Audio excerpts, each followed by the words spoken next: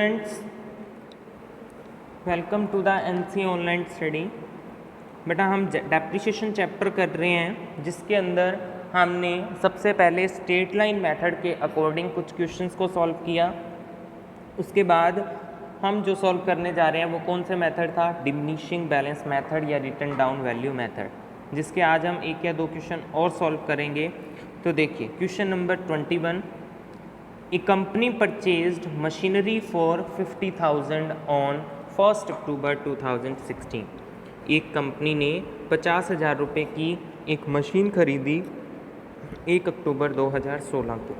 उसके बाद another machinery costing 10,000 purchased on 1st दिसंबर, मतलब 1 दिसंबर 2017 को एक मशीन और ख़रीद ली गई। इसका मतलब कितनी मशीनें हो गई, 2 मशीन्स हो गई। उसके बाद on 31 March 2090 the machinery purchased in 2016 वो sold at a loss of 5,000, मतलब कि जो फर्स्ट मशीन हमने खरीदी उसको 31 मार्च 2019 को बेच दिया गया। कितने में, 5,000 रुपये के लॉस के साथ बेच दिया गया। और हमें जो डेप्रिसिएशन लगाना है वो हर साल 15% लगाना है डिमिनिशिंग बैलेंस मेथड से। और आपको अकाउंट्स कब क्लोज होते हैं, 31 मार्च को, इसलिए आपको 3 सालों का मशीनरी अकाउंट पूछा जा रहा है। तो देखिए सबसे पहले फर्स्ट ईयर 2016 अक्टूबर 1 को एक मशीन खरीदी गई 50,000 की, इसलिए हमने क्या लिखा, टू बैंक। उसके बाद हमने इस पर डेप्रिसिएशन लगाया, 15% लगाना था। कितने महीनों का लगेगा सर, 6 मंथ का लगेगा, क्योंकि जो मशीन थी वो अक्टूबर में परचेज़ की गई थी और जो डेप्रिसिएशन हम लगाते हैं वो मार्च 31 को लगाते हैं। इसलिए 6% डेप्रिसिएशन के साथ हमारे पास इस मशीन की जो रिटर्न डाउन वैल्यू बच गई वो बच गई 46,250। जब भी बेटा आप डेप्रिसिएशन चैप्टर का क्वेश्चन करने जा रहे हो तो सबसे ज़्यादा आपका जो मेन फोकस है, सबसे ज़्यादा जो आपका मेन फोकस है वो कहाँ रहना चाहिए, क्वेश्चन की कैलकुलेशन पर।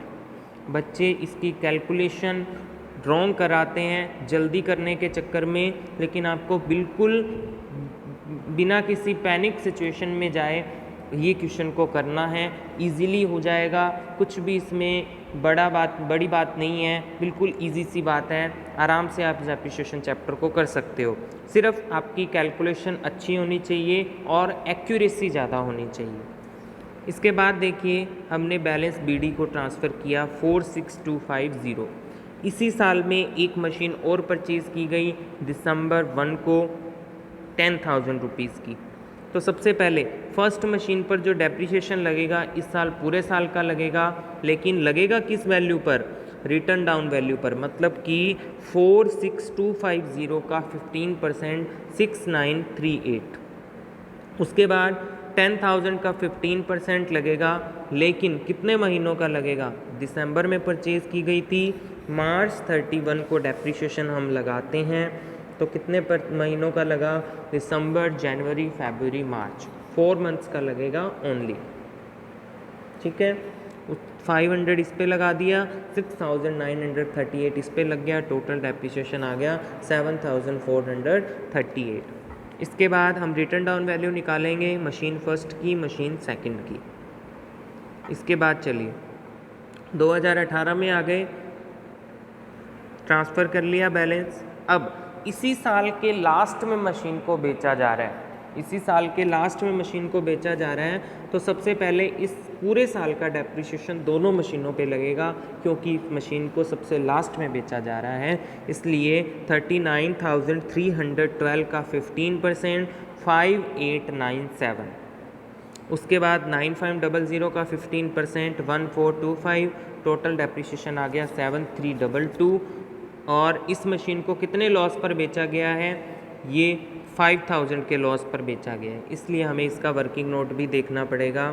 तो सबसे पहले देखिए बुक वैल्यू हमारी कितनी थी लास्ट में, 39,312। हमने लास्ट ईयर डेप्रिसिएशन लगाया, उसके बाद जो बुक वैल्यू बच गई वो कितनी बच गई, 33,415। 5,000 लॉस पर बेचा है, इसलिए इसकी सेल वैल्यू आ गई 28,415 रुपये और लॉस आ गया 5,000। तो हमने क्या कर दिया, बाय बैंक में शो कर दिया 28,415 और प्रॉफिट एंड लॉस में डाल दिए 5,000। और ये CD जो आ गया, बैलेंस CD, ये कौन सी मशीन का आ गया, ये सेकंड मशीन का आ गया 9,500 में से 1,425 लेस करने के बाद। तो इस तरीके से आपको डेप्रिसिएशन चैप्टर के डिमिनिशिंग बैलेंस मेथड के अकॉर्डिंग क्वेश्चंस को सॉल्व करना है। नेक्स्ट करते हैं, देखिए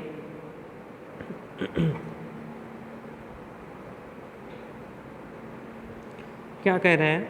On 1st October 2015, Meenal Sharma bought a machine for 25,000 on which he spent 5,000 for carries, freight, 1,000 for brokerage of the middleman, 4,000 for installation। तो आपको पता है ये सारे खर्चे इसके साथ प्लस हो जाते हैं। तो पहली मशीन एक्चुअल में कितने की खरीदी गई, 35,000 की। तो पहली मशीन इन्होंने परचेज़ की है 1 अक्टूबर 2015 को। उसके बाद the machine is depreciated at the rate of 10% on return down value basis. हर साल 10% डेप्रीशिएशन लगाना है और रिटर्न डाउन वैल्यू मेथड के अकॉर्डिंग लगाना है। उसके बाद on 31st March 2018 the machine was sold to Deepa for 30,500 and 500 was paid as commission to the broker through whom the sales was effected। इसका मतलब कि 31 मार्च 2018 को जो मशीन बेची गई है दीपा को, वो कितने की बेची गई है, वो 30,000 की बेची गई है। क्योंकि 500 हमने कमीशन के दिए थे, इसलिए हमारे पास सेल वैल्यू कितनी आई, सिर्फ 30,000। तो आपको 30,000 के अकॉर्डिंग इस क्वेश्चन को करना है। तो मशीनरी खरीदी कब गई, 2015 में, और बेची कब गई, 2018 में। तो हमें 2015 से हमारी ट्रेन को स्टार्ट करना है और 2018 तक हमें पहुंचना है।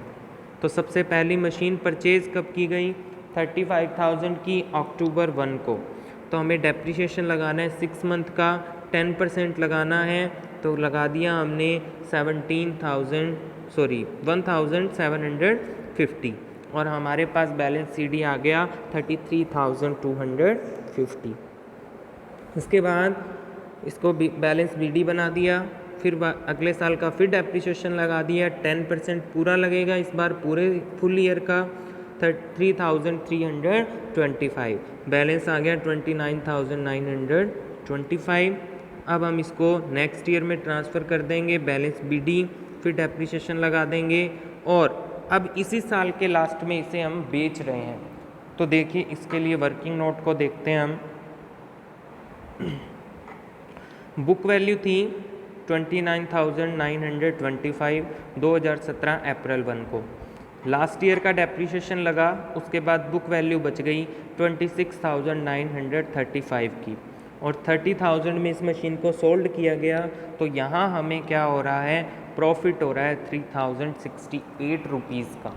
ठीक है, तो डेप्रिसिएशन बाय बैंक 30,000, और जब प्रॉफिट होता है तो वो किस साइड जाता है, बाय साइड, टू साइड जाता है, टू प्रॉफिट एंड लॉस। और अगर लॉस होता है तो बाय प्रॉफिट एंड लॉस, इसलिए इसमें प्रॉफिट हो रहा है, इसलिए हमने इसको किस साइड दिखाया है, टू साइड दिखाया है, to profit and loss, 3,068 rupees. ठीक है, तो इस तरीके से आपको डिमिनिशिंग बैलेंस मेथड के अकॉर्डिंग क्वेश्चंस को करना है। ठीक है, तो हमने इस चैप्टर के अंदर स्ट्रेट लाइन मेथड को सीखा, उसके बाद डिमिनिशिंग बैलेंस मेथड को सीखा। अब हम एक नई चीज़ करने जा रहे हैं, जो कि किस मेथड के अकॉर्डिंग करेंगे, रिटर्न डाउन वैल्यू मेथड के अकॉर्डिंग करेंगे। सॉरी नहीं, ओरिजिनल कॉस्ट मेथड, मतलब कि स्ट्रेट लाइन कॉस्ट मेथड के अकॉर्डिंग करेंगे। तो समझिए ये चीज़ होती क्या है। सबसे पहले प्रोविज़न फॉर डेप्रिसिएशन, क्या नाम आता है, प्रोविज़न फॉर डेप्रिसिएशन। प्रोविज़न क्या होते हैं बेटा, फ्यूचर में आने वाले कुछ ऐसे लॉसेस जिनके लिए हम अनसर्टेन हैं, मतलब कि वो निश्चित नहीं है कितने होंगे या कब होंगे, हमें नहीं पता है। तो फ्यूचर में आने वाले जो लॉसेस हैं उनकी भरपाई करने के लिए जो प्रॉफिट का कुछ पार्ट अलग निकाल के रख दिया जाता है, उसे प्रोविज़न या रिजर्व बोला जाता है। ठीक है, तो प्रोविज़न फॉर डेप्रिसिएशन एक ऐसा अकाउंट है जिसे डेप्रिसिएशन के लिए बनाया गया है। मतलब कि फ्यूचर में हमें जो डेप्रिसिएशन से रिलेटेड खर्चा होने वाला है उसके लिए जो एक अलग से हमने एक प्रोविज़न बनाया है, जो भी डेप्रिसिएशन का खर्चा होगा वो हम किससे चार्ज करेंगे, प्रोविज़न फॉर डेप्रिसिएशन अकाउंट से चार्ज करेंगे। एक तरीके से हमने एक एफडी बना दी है। वो एफडी किस चीज़ के लिए, एक फिक्स डिपॉजिट है डेप्रिसिएशन के खर्चों के लिए, कि फ्यूचर में जितना भी डेप्रिसिएशन का खर्चा होगा वो सारा हम किससे चार्ज करेंगे, प्रोविज़न फॉर डेप्रिसिएशन अकाउंट से। तो इस सिचुएशन में हम हमेशा क्या करते हैं, हमेशा क्या करते आ रहे हैं, जितना भी डेप्रिसिएशन है हम मशीनरी अकाउंट में ही चार्ज कर लेते हैं। लेकिन अब जो डेप्रिसिएशन चार्ज होगा वो प्रोविज़न फॉर डेप्रिसिएशन अकाउंट में होगा, मशीनरी अकाउंट में डेप्रिसिएशन नहीं लगेगा। सिर्फ उसको जब मशीन को सोल्ड किया जाएगा तो उसका पूरा का पूरा डेप्रिसिएशन हम मशीनरी अकाउंट में ट्रांसफ़र कर देंगे।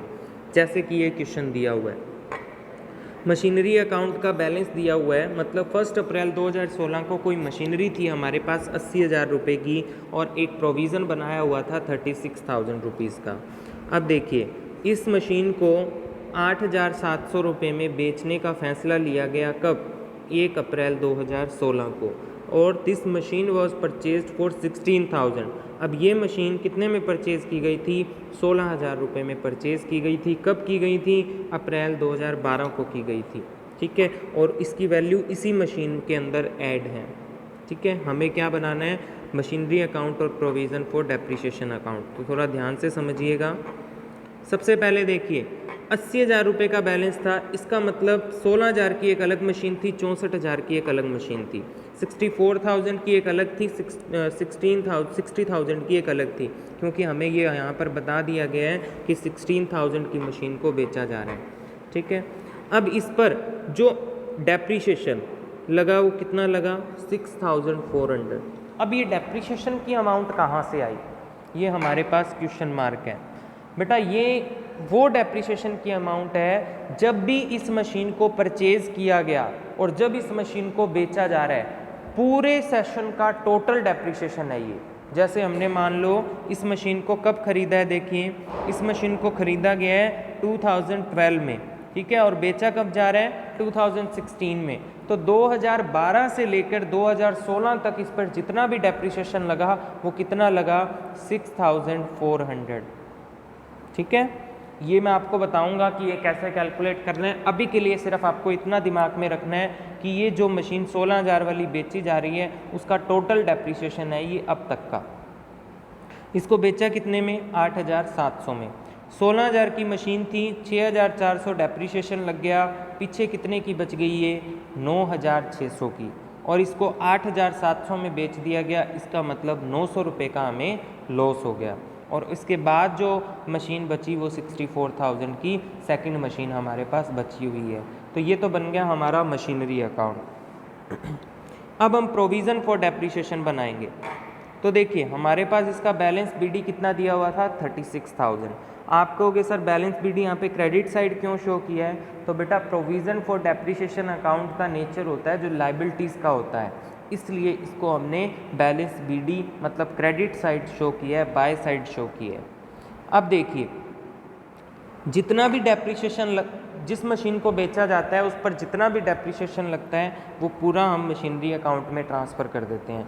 तो कितना लगा डेप्रिसिएशन, 6,400, जो कैलकुलेट कैसे करने हैं आपको, हर, अब देखिए इस क्वेश्चन में दिया हुआ है कि हर साल कितने % लगा रहे हैं, 10% लगा रहे हैं। तो 16,000 की मशीन थी, ठीक है, और कितने % लगा रहे थे, 10%। तो एक साल पे कितना लगा, पहले साल कितना लगाया, 1,600, तो 4 सालों तक लगाया तो कितना हो गया, 6,400। तो टोटल डेप्रिसिएशन कितना आ गया, 6,400। इसको हमने मशीनरी अकाउंट में ट्रांसफ़र कर दिया। अब जो ये मशीन बची थी इस पे इस साल का डेप्रिसिएशन लगा दिया हमने 6,400 और हमारे पास बैलेंस सीडी आ गया 36,000। तो यहाँ आपको ये ध्यान रखना है कि जो डेप्रिसिएशन हम मशीनरी अकाउंट में लगाते थे वो कहाँ लगाना है, प्रोविज़न फॉर डेप्रिसिएशन पर। और अगर कोई मशीनरी बेची जा रही है तो उसका पूरा का पूरा डेप्रिसिएशन हम मशीनरी अकाउंट में टू मशीनरी लिखकर ट्रांसफ़र कर देंगे और यही वाली वैल्यू वहाँ पर ट्रांसफ़र हुई है। इस बात का ध्यान रखोगे कि यही वाली वैल्यू वहाँ पर गई है, कौन से वाली, ये वाली एंट्री यहाँ सीधा ट्रांसफ़र हुई है। ठीक है, तो एक बार इस क्वेश्चन को आप फिर रिवाइज कर लेंगे। अगर कोई डाउट हो तो डेफिनेटली पूछ लेना, क्योंकि ये question exam point of view से आपके सबसे ज़्यादा इम्पोर्टेंट है, एग्ज़ाम में आ सकता है और अच्छा क्वेश्चन है। ठीक है, तो मिलते हैं हमारी नेक्स्ट वीडियो में, तब तक के लिए गुड बाय।